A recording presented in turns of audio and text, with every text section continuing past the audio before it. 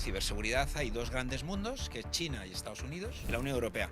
Pues nosotros, la verdad es que a veces estamos más preocupados en regular que en avanzar. Hay que obligar a que China fabrique en Europa, contrate europeos. Europa tiene todavía una capacidad de poder negociar determinados aspectos, pero es verdad que la estamos perdiendo porque lo estamos haciendo por comodidad. La tecnología china está desarrollada para controlar a la población. ¿Cuál crees que es el mayor peligro en este momento para la Unión Europea?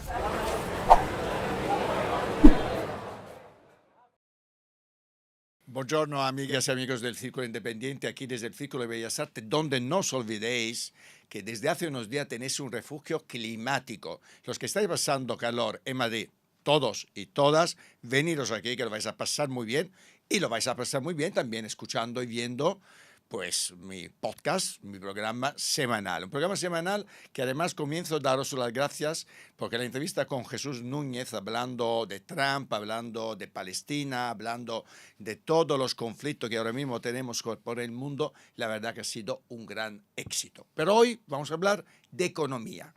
Hoy nos viene a visitar José Luis Moreno. José Luis Moreno es profesor de la Universidad Francisco de Vitoria, director de EY en excedencia, y nos trae un libro muy interesante, Geoeconomía Estratégica, 65 casos de estudio transformadores del orden mundial. 65 casos de estudio de la transformación del orden mundial. ¿Por dónde empezamos? No tenemos tiempo para 65 casos. Por lo tanto, empezamos por quizás el caso que más te interesa, o por qué has escrito este libro. Bueno, lo primero, José Luis, darte las gracias por la invitación. Me hace mucha ilusión estar contigo. Nos conocemos desde hace años tiempo, ya. y me hace mucha ilusión estar contigo. Además, en el Círculo de Bellas Artes, que es un sitio donde se realizan muchos eventos realizados con la geoeconomía y con la geoestrategia, Sí, de varios ministerios, del Instituto Elcano, y bueno, pues que me siento como muy a gusto estar aquí en el Círculo. Estás en casa. Estoy en casa, sí señor. Estás en tu casa. ¿Por qué escribo el libro? Yo daba clases en ESIC, en la Universidad de ESIC, a directivos de empresas de multinacionales, y les explicaba la macroeconomía y la economía, cómo afectaba la economía a la vida real. Y yo veía que les parecía un poquito aburrido, voy a decir aburrido. Entonces dije, bueno, voy a poner casos prácticos y voy a explicar la economía con casos prácticos. Y ahí nace Geoeconomía Estratégica, 65 casos prácticos, porque cuando empecé a documentarme me di cuenta que casi ningún libro era de casos prácticos. Había muchos libros de economía, de geoeconomía, pero con casos prácticos, con tantos casos prácticos no había ninguno. Y dije, bueno, pues ese es mi hueco editorial y ahí me he metido, ¿no? Es un libro dedicado a aquellas personas que no son expertas en economía, que quieren aprender del impacto de la economía en sus vidas, teniendo en cuenta la geografía y el poder de los recursos. Yo cuando me preguntan sobre el libro, este libro es como unas gafas de sol. Es decir, cuando hace sol, si no te pones gafas de sol, te deslumbras y no ves. Este libro lo que te permite es entender qué es lo que pasa en el día a día. José Ortega y Gasset, en el año 57, en un libro suyo dedicado al ser humano, decía que no sabíamos lo que nos pasaba, y precisamente eso es lo que nos estaba pasando, que no sabíamos lo que nos pasaba. Cuando encendemos la televisión ahora mismo, no entendemos las noticias.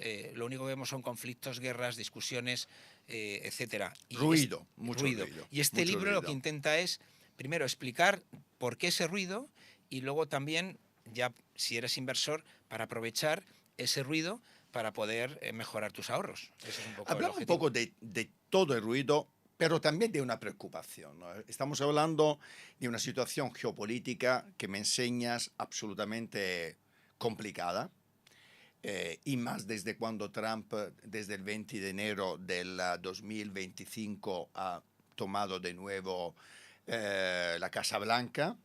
Estamos en un momento complejo, donde la Unión Europea, nuestra maravillosa Unión Europea, nuestra maravillosa Europa, parece que está en constante peligro de desestabilización.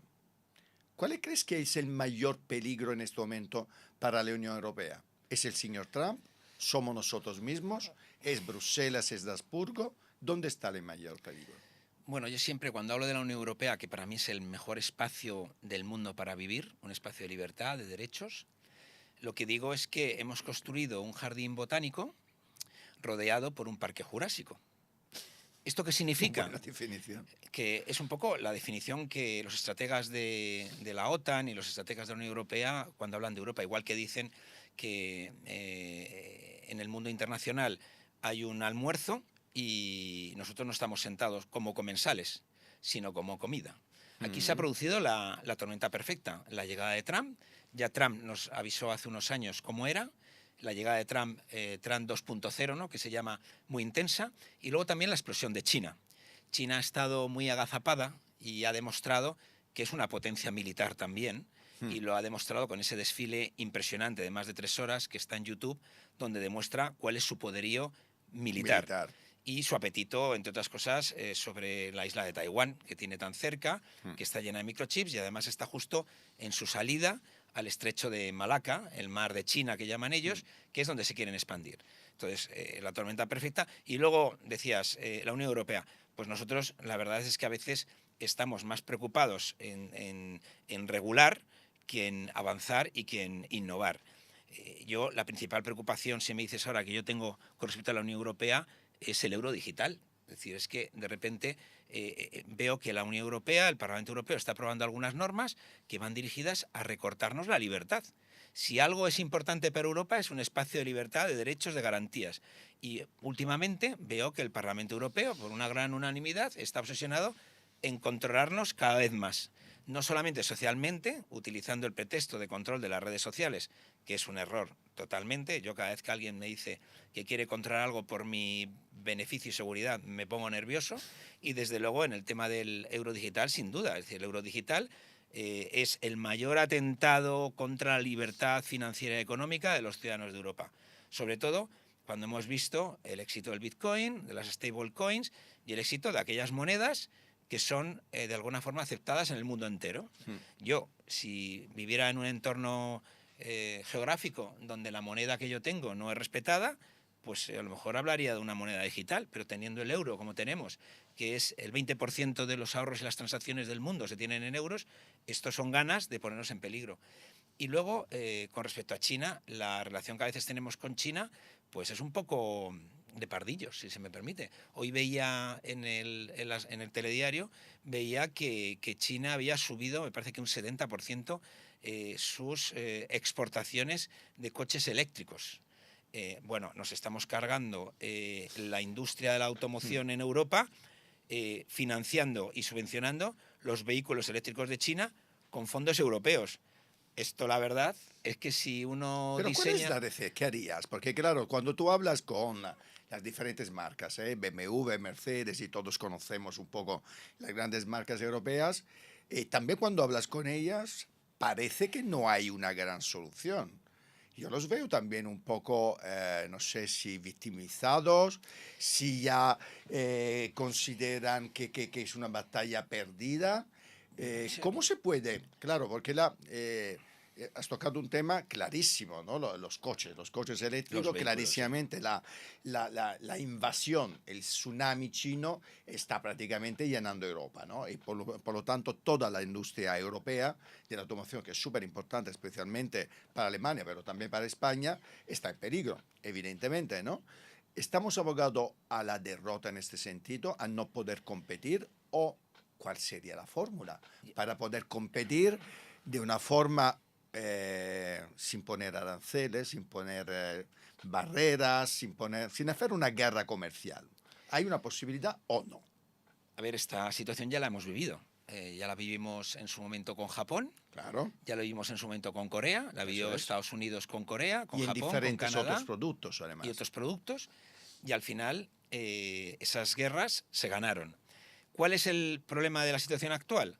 El problema de la situación actual es que esos productos que estamos comprando en China no se fabrican en Europa. Si esos productos no se fabrican en Europa, no creas empleo en Europa. Entonces, al final, eso ya lo han vivido los Estados Unidos. Si todos los productos que tú producías en tu país se los estás comprando a un tercero que utiliza reglas distintas que las tuyas, laborales, sociales, económicas, financieras, Complicado. bueno, pues es que tú mismo te estás, con perdón, suicidando desde el punto de vista industrial. Entonces, hay que obligar a que China fabrique en Europa, contrate europeos y tenga fábricas en nuestro entorno. ¿Por qué? Porque es la única forma de garantizar los derechos de los trabajadores que construyen esos coches, los derechos de respeto al medio ambiente en la construcción de esos coches y toda la parte financiera, que no haya una sobrefinanciación pública para que un producto a ti te expulse. Y luego hay que llamar la atención a los ciudadanos que compran productos de China. Y es que cualquier vehículo eléctrico chino te puede escuchar y puede ser apagado a la distancia cuando lo decida alguien. Por supuesto. Y eso, para muchas personas, puede ser un problema. Hay un ejemplo sobre esto que aparece en el libro, y es que el ejército español compró 200 furgonetas eléctricas a una empresa china. Unas furgonetas que están prohibidas en el Reino Unido. ¿Por qué? Porque hay sospechas de que pueden ser apagadas a distancia y que te pueden escuchar las conversaciones. Y además pueden trazar tus rutas. Fíjate cuál es digamos, el error de que tú compras unas furgonetas de origen chino para las rutas logísticas de tus cuarteles, con lo cual imagínate el mapa que estamos regalando a los chinos, just in case, por si pasa alguna vez algo, y luego te llama la atención lo baratos que nos costaron esos vehículos. Cuando algo te lo regalan, sí, es que hay truco.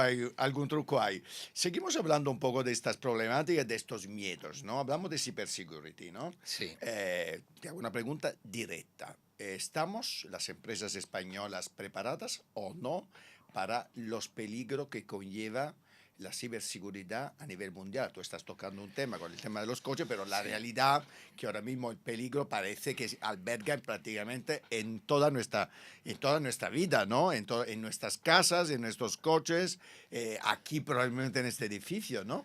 Y se está preparando, nos estamos preparando bien para todo lo que está, bueno, no lo que está ocurriendo, lo que viene, lo que ya ha venido en realidad.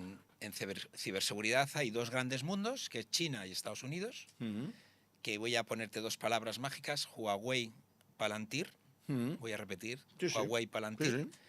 que son las que mezclan la ciberseguridad con la inteligencia artificial y al final con el dominio. Y tienes en medio Europa, que Europa no tiene claro todavía a cuál de esos dos gigantes se debe sumar. En un caso, porque ha visto... ¿Tiene que elegir desde tu punto de vista? Pues yo creo que no tiene que elegir, yo creo que lo que tiene que es que cooperar con aquel que le dé más garantías de desarrollo industrial y de su espacio de libertad. Porque tan importante es que tú te desarrolles desde el punto de vista industrial como que tú garantices tu espacio de libertad. Claro. Cuando uno adopta la tecnología china está desarrollada para controlar a la población.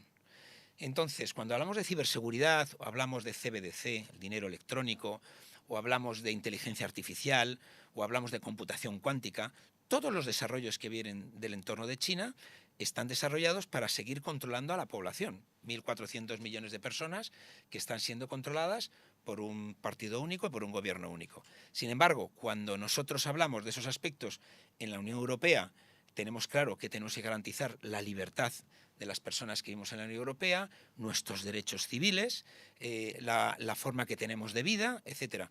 Esto, y cambio de tema, pero es muy importante, es aplicado a TikTok también. Es decir, TikTok, que es una empresa desarrollada en China por un militar chino, tiene el algoritmo más adictivo de la historia de las redes sociales. Uno es capaz de, una vez que vive en TikTok, comprar en TikTok, informarse de TikTok, leer las noticias de TikTok, hacer transacciones en TikTok, pagar por TikTok, vivir la en realidad TikTok. De hecho, hay gente que vive 4 o 5 horas al día en TikTok. Bueno, pues ese algoritmo adictivo que tiene TikTok lo estamos usando los europeos. Sin embargo, los Estados Unidos han tomado una decisión que tomaron además aquí en España, en el Palacio de Santa Cruz, aquí en Madrid, que es el algoritmo de TikTok de los Estados Unidos, lo controlamos en Estados Unidos, y el negocio de TikTok en Estados Unidos lo controlamos en Estados Unidos, porque toda la publicidad de empresas locales en Europa que se hacen en TikTok, sus beneficios acaban en China. Entonces, ese dominio a través de la tecnología se está produciendo. Tú me habías preguntado si Europa puede elegir. Yo creo que Europa tiene todavía una capacidad de poder negociar determinados aspectos, pero es verdad que la estamos perdiendo porque lo estamos haciendo por comodidad. Cuando hablamos de Europa, Europa durante muchos años ha vivido con la seguridad casi gratis de los Estados Unidos, con los productos muy baratos de China y con la energía prácticamente regalada de Rusia. Y eso se ha terminado. Entonces ahora tenemos que cambiar. Sin duda, porque han cambiado la regla de juego y los demás se han despertado. Cambiamos de tema completamente. Tú has trabajado en el sector público y en el sector privado.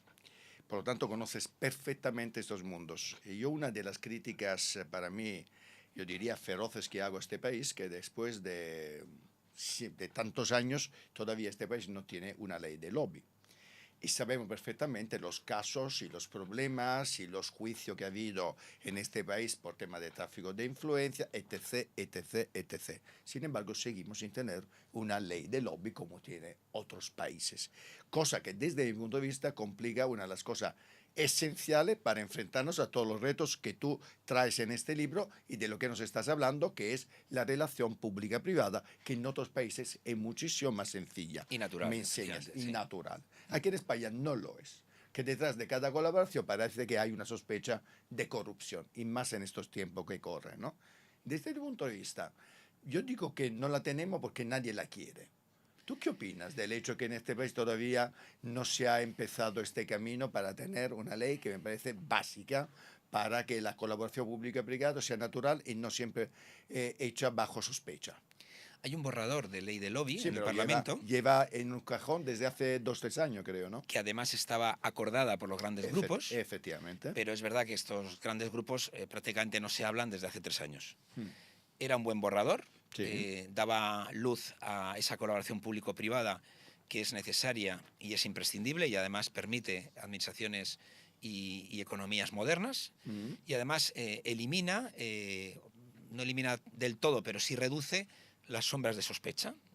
Sobre todo hay algunos aspectos que se han puesto encima de la mesa recientemente que a mí me gustan mucho, que es cuál es la trazabilidad de las leyes, es decir, por qué las leyes son como son y quién ha metido los cambios y por qué se meten esos cambios, eso es muy importante.